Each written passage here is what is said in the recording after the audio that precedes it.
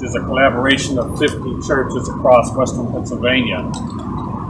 Other representatives of the Concerned Clergy of Western Pennsylvania joined me this afternoon, including Reverend Marie Kelly, Reverend Glenn Grayson, Rabbi Gibson, Reverend Earlene Coleman, Reverend Victor Grigsby, Reverend Leon Harrison, who is in absentia, as well as Reverend Denise Welch is also in absentia, Reverend Bishop Lauren Mann, and others who have joined us today. Bishop McConnell, I forgot to mention him. I'm looking right at his name. We stand today as representatives of the Concerned Clergy of Western Pennsylvania. A few weeks ago, approximately 300 clergy from various denominations across this region gathered to raise our collective voices regarding the issue of police brutality and police accountability. With the heinous murders of George Floyd, Breonna Taylor, Ahmaud Arbery still fresh in our minds, we gathered to say enough is enough. Since then, at least 2 or 3 other lives of African Americans have been taken at the hands of police violence. We gather to voice our anger, our hurt, our frustration, and offer our continued dedication to the call for social justice and a stop to police brutality locally and abroad. Since that time, we've continued to meet and have developed our list of demands that we intend to present to Mayor Bill Peduto as well as County Executive Rich Fitgerald. A copy of these demands have also been sent to Chief Schubert.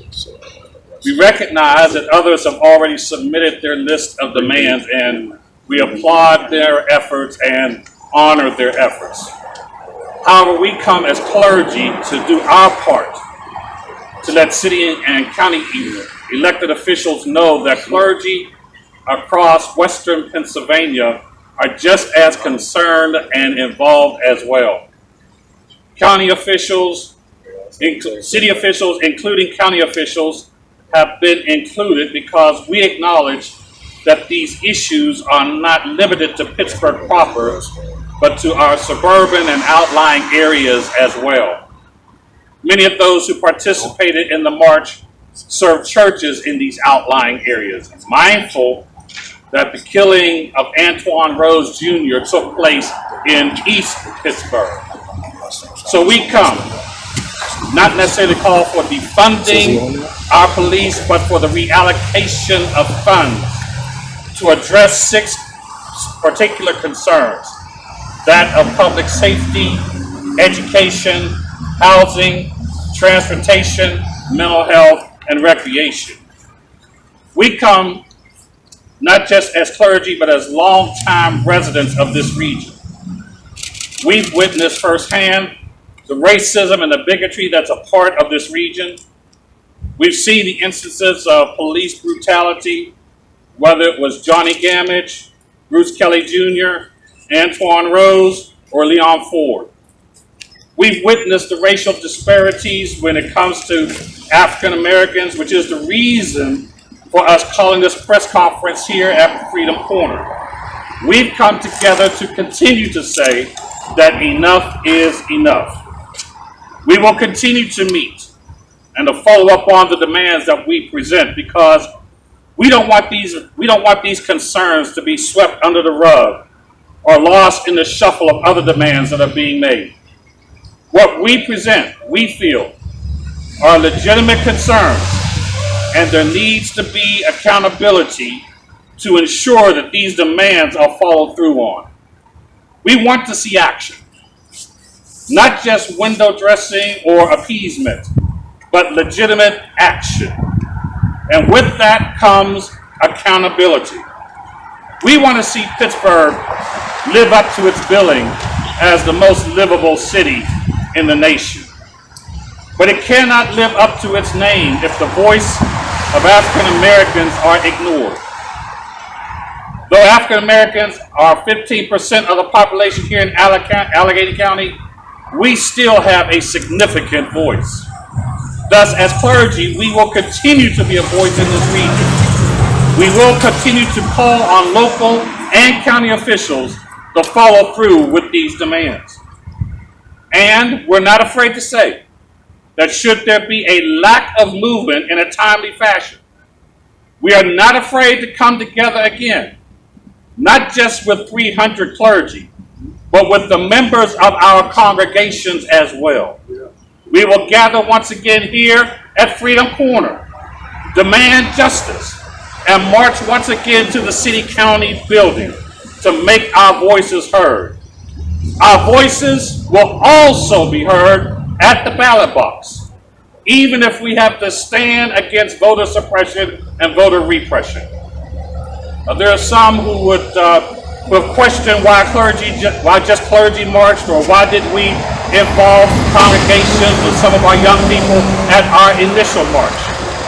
I want to suggest to you that we marched as clergy because clergy were hurt and frustrated as well. We needed to vent. We needed to vent our feelings as clergy as the others have done. So when people ask, where's the church? Here is the church. The church is present and the church is active. Every pastor may not be on the forefront of protesting. They may not be active in the marches, but many of us are active in social justice. And we seek to equip members of our congregation, who many of them are on the front lines of work. So here is the church. The church is out there.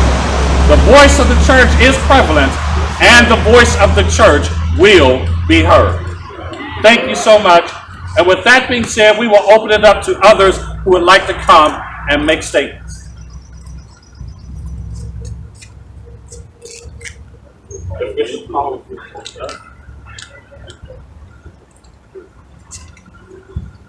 Good morning. I'm Bishop Dorsey McConnell of the Episcopal Diocese of Pittsburgh, and I am honored and very pleased this morning to stand with the leaders of churches of color in this area. I was very proud to see a few weeks ago so many of the clergy of the diocese joining together in this rally, and I especially treasure the friendship and partnership that I've had with many members who stand here today over the past several years. And now is the time for us, as a predominantly white denomination, to stand with our sisters and brothers whose cries are being heard, we hope, because we have been cut to the heart. We have been cut to the heart by the scenes of racist violence of white people taking the lives of black people. It's as simple as that. And cut to the heart to the extent that we cannot let this moment slide by once again, as so many other moments have in the past. And so we stand with our friends, our sisters and brothers, and in doing so, we want to make clear that we do not set the agenda. We listen to the agenda that is being set by leaders of communities of color, and come alongside and support them in any way that we can, to use a phrase, lend our privilege to see if we can't help their goals and their vision for peace and justice in their communities become more of a reality. Because until there is peace and justice in these communities, there is not peace and justice for us all. And we cannot possibly stop until we see that goal realized. And so I just want to give thanks for being invited to participate in this and pledge my ongoing support and the support of our diocese as we move forward in the accomplishment of these goals. Thank you.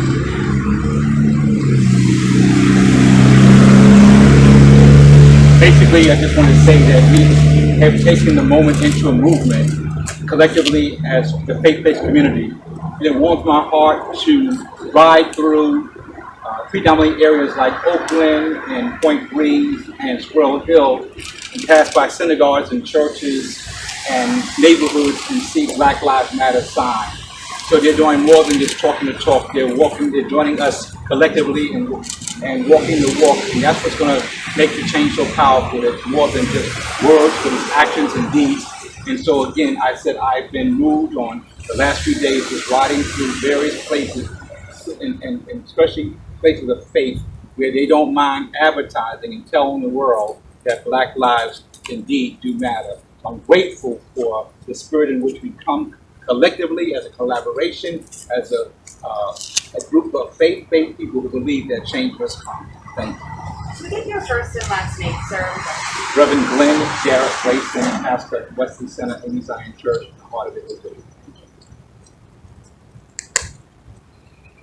Reverend Earlene Coleman, pastor of the Bethlehem Baptist Church in the Peaceport. I just want to say that I'm thankful to be a part of this. I'm so thankful that we are not going to miss the moment, that we know that now we should speak or forever hold our peace, because God has touched our hearts. Our hearts have been touched before, but touched in a different way. That we stand up now and say that we shall not miss the move of God, because this is a move of God. In the midst of it all, we don't want to miss the moment. We do not want to get to the place where we're told, speak now or forever hold your peace. And truly it is, enough is enough.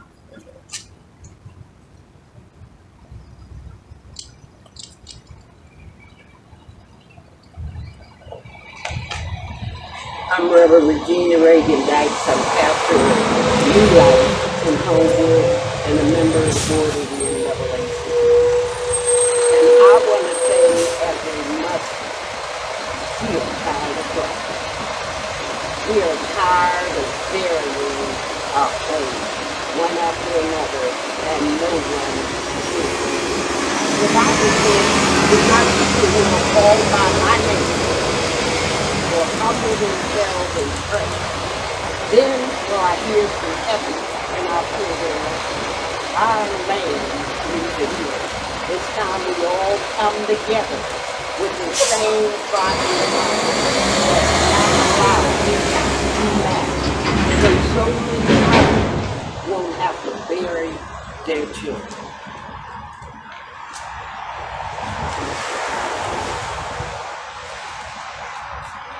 Good morning, I'm Reverend Aisha Tate, the pastor of Brown Chapel AME Church in Pittsburgh, Pennsylvania. And I'm excited to be here today with the clergy. I'm excited about what we're doing because we have to stand for injustice. Let our members know that we stand for injustice. We stand that we are going to be there for them and fight with them and walk with them. And we're going to protest if we have to, whatever we have to do to make sure that the government, that this state here, what is going on that is wrong, and we need to do something about it. And they need to change some of the things that are being done in our communities. So we're here to stand against injustice. And thank you for having me on today.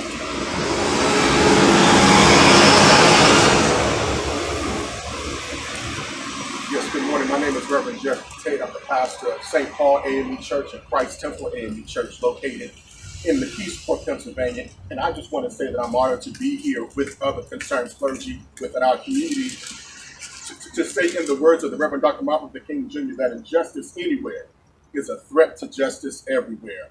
And I'm so happy to see our community coming together in solidarity to address these concerns, to indeed let the world know that Black lives do matter. Thank you.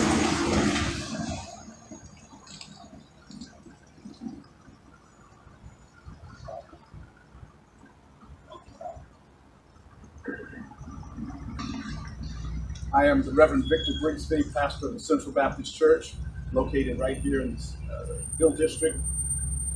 And I'm certainly honored as well to stand with my brothers and sisters in an ecumenical description of what we need to do to change and to create some level of visibility for the church. And so today I am simply standing against the injustices that are not only demonstrated in this particular city, but all over our country, all over our world. undertake us coming together and also black and white and Latino and all ethnicities coming together to shed the light on what has been happening in our communities and in our cities across this country. In the city of Pittsburgh, the police department budget is the second largest budget, operating budget for the city at about $114 million per year. I think there's great wisdom in looking at those things that are facing the African American community on a systemic level. When you talk about substandard housing, substandard education, closed recreational centers, when you look at those things that are racial plagues that have been on the forefront of the injustices that we are facing in our community, I think there's a great deal of wisdom in looking at that particular police department budget and reallocating funds to those substandard issues that are a direct link to public safety. And so we are encouraging the mayor, we are encouraging the county executive to go back and relook and re-examine that budget so that perhaps we can pull up the least of these. Because I certainly don't believe that this city will be the most livable city until we reach down and pull up those who are struggling the most. And so we thank you. We thank you for an opportunity to just be here and voice our concerns and be able to speak to the injustices and the systemic racism that is going on in our city. Thank you so very much.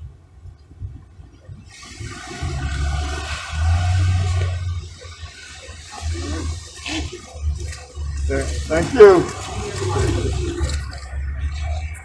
Thanks for watching the video. Make sure you hit the like button and subscribe to the channel so I can bring you more videos on subjects like this and many other topics. Please leave any comments in the comment section. Any questions or comments, I'll get back to them as soon as I possibly can. Thanks a lot for watching. Hope you have a great day, and I'll see you in the next video.